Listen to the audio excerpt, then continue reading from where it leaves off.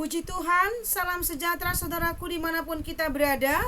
Sungguh anugerah Tuhan yang luar biasa. Malam hari ini kita ada dalam renungan Sosyanim yang diberkati oleh Tuhan Yesus. Sepanjang hari ini Tuhan sudah menyertai kita, dan biarlah kita menggunakan waktu yang Tuhan beri untuk bersama-sama ada di dalam persekutuan dengan firman-Nya. Oleh sebab itu, saudaraku yang diberkati oleh Tuhan, mari siapkan hati kita, dan kiranya Roh Kudus yang akan menolong kita mengerti dan menikmati segala kebaikan Tuhan lewat firman-Nya. Mari kita bersama berdoa. Bapa di dalam surga, kami mengucap syukur untuk kebaikan-Mu. Sepanjang hari ini kami melihat penyertaan Tuhan atas kehidupan kami. Kami mengaku Tuhan, kalau kami ada sampai malam hari ini, semua karena kemurahan-Mu. Oleh sebab itu, ajarlah kami terus bersyukur dan senantiasa mau mengerti kehendak Allah dalam kehidupan kami ini.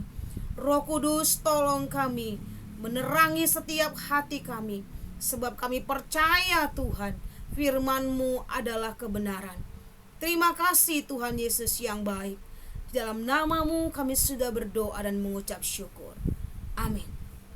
Puji Tuhan saudaraku, renungan kita malam hari ini berbicara tentang bagaimana kita mengerti akan kehendak Allah. Dalam kehidupan kita, bahwa ada banyak kehendak di dalam hidup ini. Tetapi sesuai dengan firman Allah, bahwa kehendak Allah adalah kehendak yang sesungguhnya. Oleh sebab itu, mari kita bersama membuka Alkitab kita yang tertulis di dalam Efesus pasal yang ketiga, ayat yang ke-14 sampai ayat yang ke-21. Demikian firman Tuhan. Itulah sebabnya aku sujud kepada Bapa, yang daripadanya semua turunan yang di dalam sorga dan di atas bumi menerima namanya.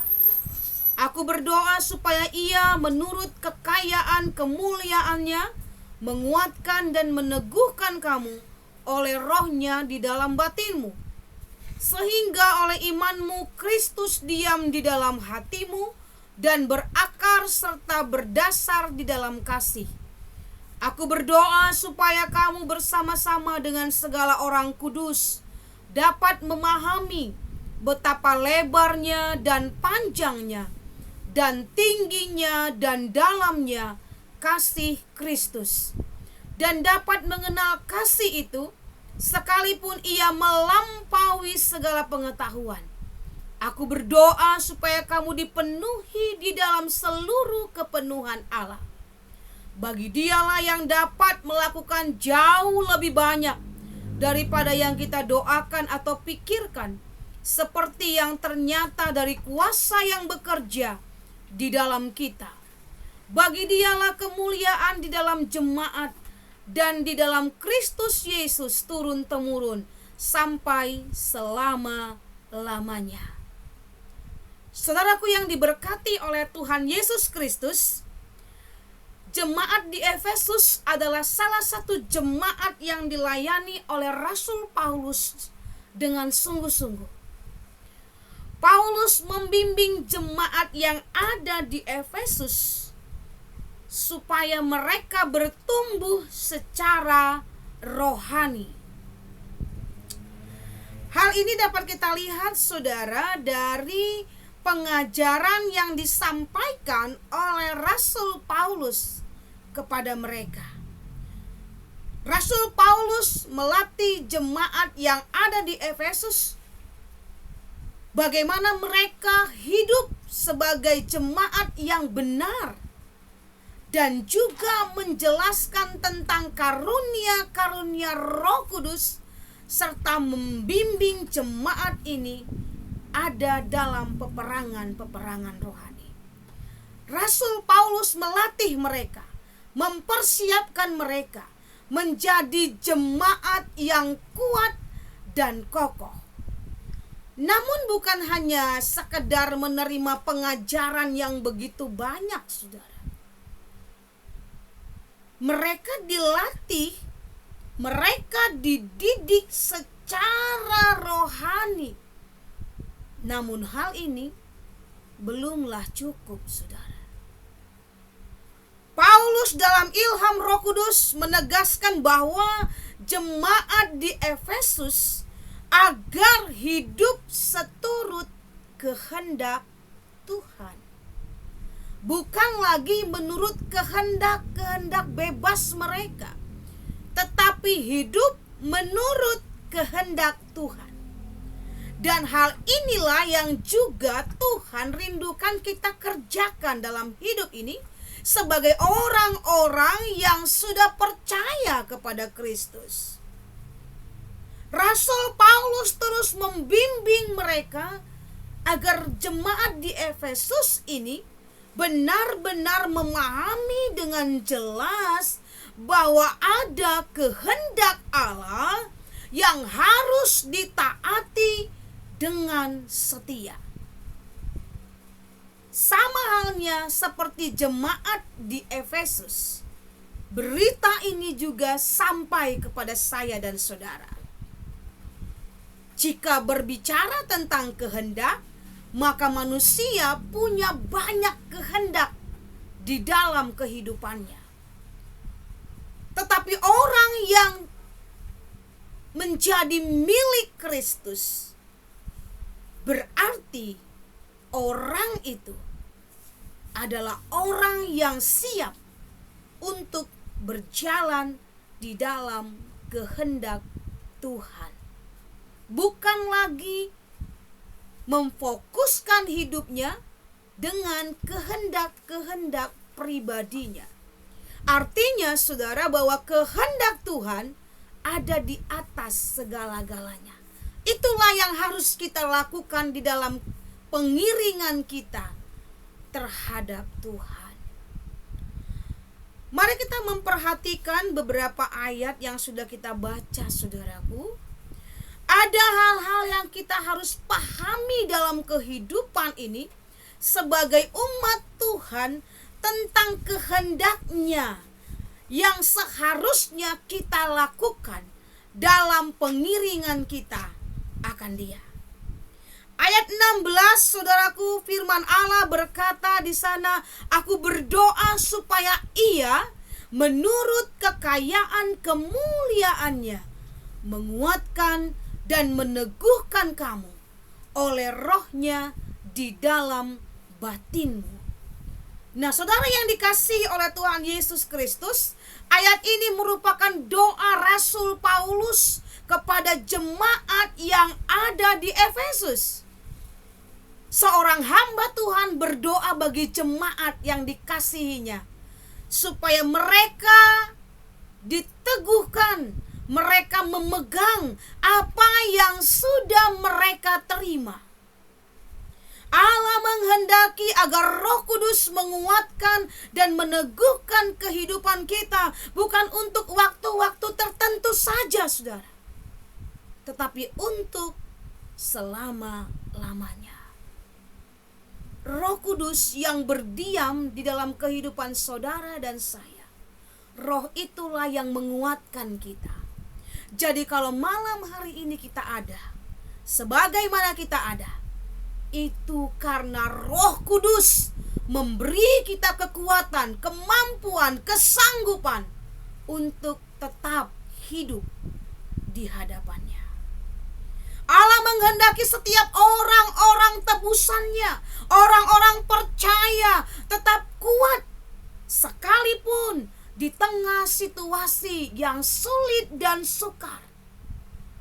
Dalam situasi-situasi yang sulit, orang-orang percaya tetap dapat bertumbuh menjadi dewasa secara rohani.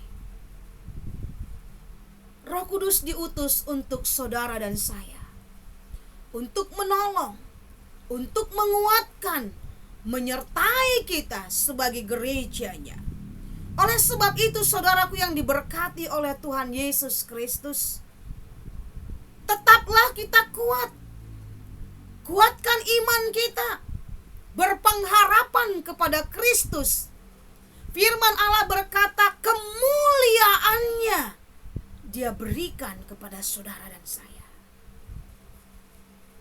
Ayat yang ke-18 sampai ayat yang ke-19, apa yang Tuhan mau supaya kita pahami dalam kehidupan ini, dalam pengiringan kita kepada Tuhan? Tuhan menghendaki agar kita dapat memahami betapa kasih-Nya Allah itu begitu besar, sekalipun kita ada di dalam situasi yang sulit. Mari kita bersama membaca ayat yang ke-18 dan ayat yang ke-19. Firman Tuhan berkata, saudara, aku berdoa supaya kamu bersama-sama dengan segala orang kudus dapat memahami betapa lebarnya dan panjangnya dan tingginya dan dalamnya kasih Kristus, dan dapat mengenal kasih itu sekalipun ia melampaui segala pengetahuan. Aku berdoa supaya kamu dipenuhi di dalam seluruh kepenuhan Allah. Jadi saudaraku yang diberkati oleh Tuhan Yesus Kristus, malam hari ini kita akan melihat bahwa ada doa-doa yang dinaikkan oleh Rasul Paulus kepada jemaat di Efesus agar mereka mengerti kehendak Allah. Kehendak Allah yang pertama supaya mereka kuat dan teguh dalam menghadapi kehidupan, dalam mengiring Yesus sekalipun dalam situasi yang sukar. Yang kedua adalah Rasul Paulus hendak mengajar jemaat di Efesus agar jemaat ini juga mengerti kehendak Allah. Kehendak Allah itu adalah supaya mereka memahami kasih Allah yang begitu lebar, panjang, dalam, dan luas, yang melampaui pengetahuan manusia. Itu dapat kita alami sekalipun di tengah-tengah situasi yang sulit. Situasi yang sulit terkadang membuat kita berada dalam satu situasi yang khawatir, saudara. Kita penuh dengan keraguan. Apakah Tuhan masih menolong saya? Apakah Tuhan ada di pihak saya? Apakah saya dapat keluar dari pergumulan hidup saya? Apakah saya dapat bertahan di tengah-tengah situasi yang sukar ini? Kehendak Allah bagi saudara dan saya, seperti jemaat di Efesus, supaya kita mengerti bahwa segala sesuatu yang sulit dalam hidup ini itu dilampaui oleh kasih Allah yang panjang, lebar, luas, dan dalam. Kesulitan tidak ada apa-apanya dibandingkan dengan kemuliaan Tuhan, dibandingkan dengan kasih Allah yang begitu dalam, tak terselami oleh pikiran dan pengetahuan manusia.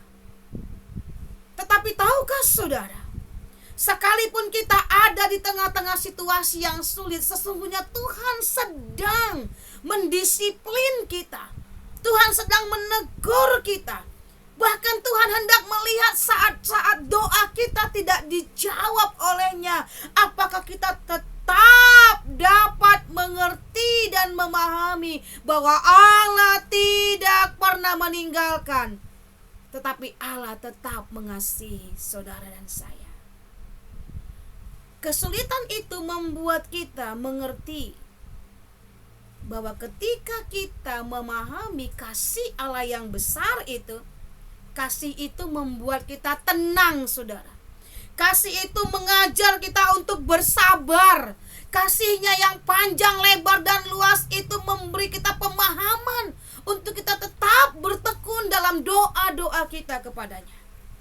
Yang ketiga, saudaraku, hal yang harus kita pahami dalam pengiringan kita akan Tuhan, dalam mengerti kehendak Tuhan adalah agar kita dipenuhi dalam seluruh kepenuhan Allah.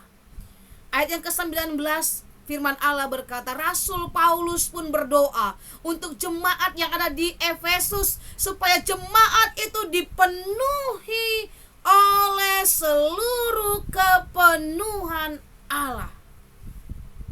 Artinya saudaraku bahwa kehidupan kita dengan Allah, Allah yang menyatakan kuasa dan kemuliaannya itu, Dia nyatakan melalui firman dan Roh Kudus-Nya. Firman dan Roh Kudus itu harus menjadi kehidupan saya dan saudara. Sebab kita tidak bisa terlepas dari firman Allah. Firman Allah itu adalah Allah sendiri. Mengajar kita bagaimana kita bergantung sepenuhnya kepada Allah. Olehnya kita hidup dan kita tenang, saudara. Walaupun kita ada di tengah situasi yang sulit. Allah ingin kita sebagai orang-orang percaya hidup dalam kehendak-Nya. Oleh sebab itu, mari kita bersama-sama belajar terus mengerti dan memahami kehendak Allah dengan benar. Ayat 16 berkata, saya ulang kembali. Aku berdoa supaya Ia menurut kekayaannya, kemuliaannya, menguatkan dan meneguhkan kamu oleh Roh-Nya di dalam batinmu. Tuhan Yesus memberkati. Mari kita berdoa. Terima kasih Tuhan, Engkau mengajar kami malam hari ini untuk terus belajar dan menemukan kehendak-Mu dalam kehidupan kami. Ajar kami untuk tidak berhenti, untuk memahami bahwa kehendak-kehendak Allah itulah yang terbaik, sempurna bagi kehidupan kami. Berkat-Mu atas tiap-tiap pribadi yang mendengarkan renungan malam hari ini. Roh Kudus sanggup menolong tiap-tiap kami mengerti dan memahami kehendak Allah yang sempurna itu terjadi di dalam hidup ini. Demi nama Yesus kami bersyukur dan berdoa. Haleluya. Amin. Tuhan Yesus memberkati.